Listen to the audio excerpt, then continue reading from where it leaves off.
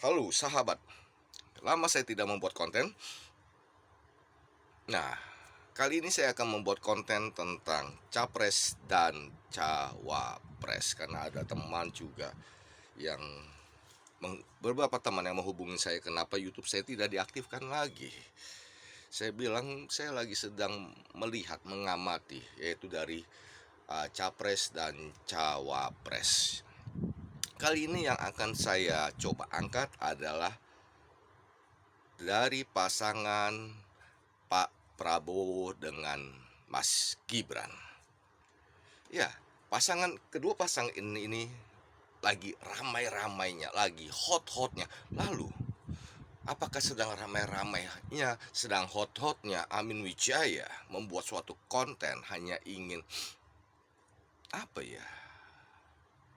Numpang tenar atau sebagaimana?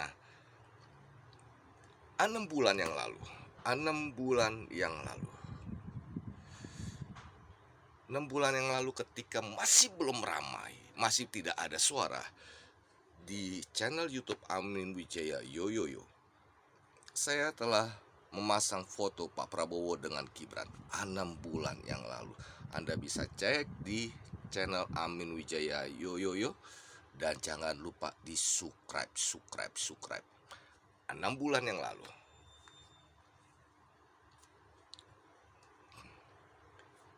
Ketika itu ya saya mendapatkan suatu dorongan dan sebagaimana.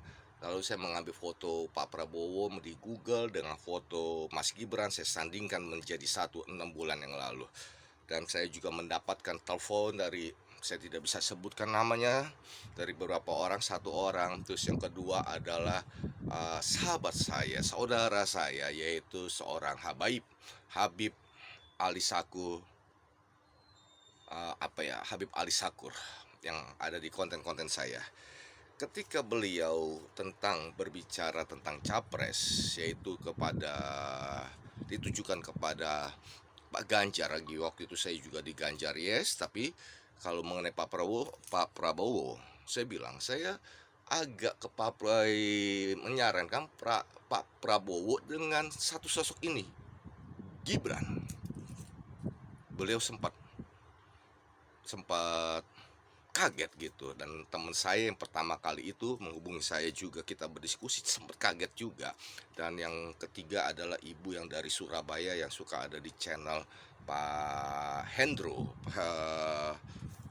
Firleso, menghubungin saya waktu itu ketika saya sedang ada di GBK mengikuti acaranya Pak Ganjar.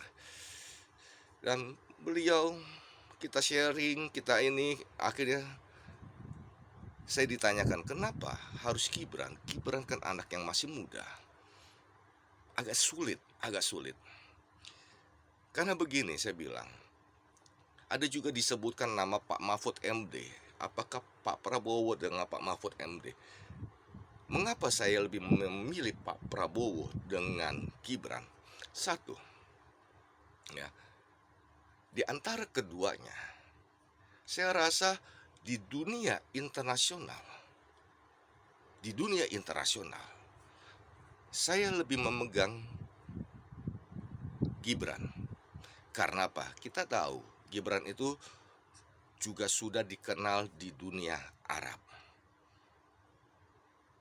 Salah satu contohnya, dia berhasil membawa pulang 300 miliar dana untuk pembangunan masjid tanpa pinjam. Betul-betul dia bawa 300 miliar. Beda dengan yang kemarin ada bangun masjid tapi memakai uang pemerintahan gitu, sebesar 1 T. Ini kan lebih lebih wow Gibran dibandingkan yang satu itu kan. Lalu Pak Mahfud, sekira dengan Gibran di dunia internasional, saya rasa nama Gibran di dunia Arab lebih familiar dibandingkan nama Pak Mahfud MD. Kedua, Gibran juga dikenal di dunia Barat. Salah satunya sebagai contohnya adalah ketika Indonesia membawa kesenian di Perancis. dan Gibran pun ada hadir di sana. Dan menurut saya, baik di dunia Arab maupun di dunia Barat, nama Gibran jauh dikenal dan lebih didukung di dunia internasional. Untuk di dalam negeri, mungkin kita banyak mengenal Pak Mahfud MD, seorang tokoh yang betul-betul nasionalis. Nama beliau juga tidak diragukan lagi. Ya, ketegasan-ketegasan beliau juga tidak sangat diragukan sekali tentang kepedulian terhadap negara. Tetapi Anda jangan lupa, sosok yang muda ini, yang satu ini sedang naik daun. Istilahnya bagaikan bintang yang lagi sedang bersinar. Sama seperti bapaknya yang tiba-tiba melejit, tidak ada satupun yang dapat menahannya.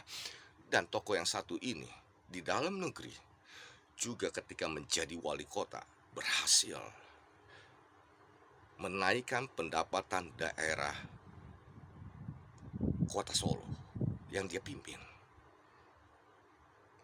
Lalu banyak orang memuji ketika di kota Solo dijadikan kota toleransi oleh beliau. Lalu bagaimana dengan kedekatan dengan NU? Tentu saja kalau kita melihat ya, nanti sih sesi yang lain akan saya bahas, kok bisa Pak Mahfud yang dipilih gitu. Nah, apakah Gibran dapat menarik suara dari NU? Walaupun sebenarnya agak berat ya, karena di situ ada tokoh Pak Mahfud MD, ada satu lagi PKB dari dua lawannya ini nanti. Nah, tetapi jangan lupa, kita masih mengingat ketika Gibran bertemu dengan istri almarhum Gus Dur. Beliau sangat sopan sekali, beliau nunduk, beliau mencium tangan ya. Yang kita ketahui Gibran itu adalah sosok muda yang begitu sopan terhadap seniornya, apalagi terhadap alim ulama. Dia tunduk, dia cium tangan, dan tentu saja banyak tokoh-tokoh dari kalangan NU yang berjiwa muda juga akan kemungkinan bisa ke sana. Dan jangan lupa suara daripada Gus Durian. Nah, mungkinkah? Saya rasa sangat mungkin Gibran bisa menarik hatinya istri almarhum Gus Dur maupun dari keluarganya Gus Dur, sehingga bisa menggerakkan Gus Durian untuk mendukung Gibran. Dan kalau pasangan ini betul-betul Pak Prabowo mengambil Gibran, tidak tertutup kemungkinan mungkin 2029 kita mempunyai presiden Indonesia termuda. Mungkin, atau mungkin sebelum sampai itu kita memiliki presiden termuda di Indonesia. Nah, mengapa harus Prabowo Gibran, bukan yang lainnya? Saksikan di segmen berikutnya, akan saya ulas. Terima kasih for watching. Mari kita ciptakan Indonesia yang penuh damai sejahtera, Indonesia yang penuh kasih sayang, Indonesia yang penuh toleransi di dalam tahun politik ini. Apapun pilihan Anda, kita jangan sampai memecah belah persatuan dan kesatuan yang ada di Indonesia. Mari rawat persatuan Indonesia, walaupun kita berbeda pilihan. Salam toleransi, salam Pancasila.